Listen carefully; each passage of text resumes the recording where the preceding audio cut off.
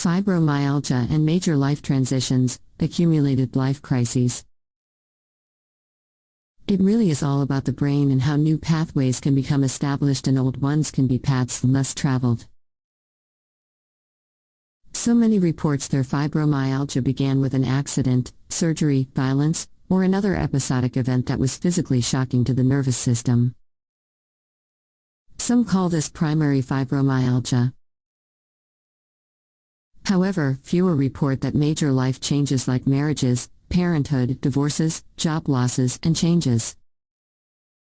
Loss of loved ones, chronic illnesses, widowhood, moves, menopause, retirement, and even significant birthdays, among many others, can be equally as traumatic to the nervous system. Like long-term anxiety and stress, generally, these are slower processes for fibromyalgia to develop and are often referred to as secondary fibromyalgia. The brain needed to adjust to a new life circumstance usually does not do this very quickly. Uncertainty about the new transition develops, and for the person with fibromyalgia or prone to it, anxiety brings about hyper-arousal of the nervous system, coming from a place of fear. This is not about the separation of mind/body, but rather to point out that while an assault on the body can bring about fibromyalgia for those who are predisposed to it, so too can a crisis in transitioning from one aspect of life to another. It's about seeing the new with some degree of promise and hope.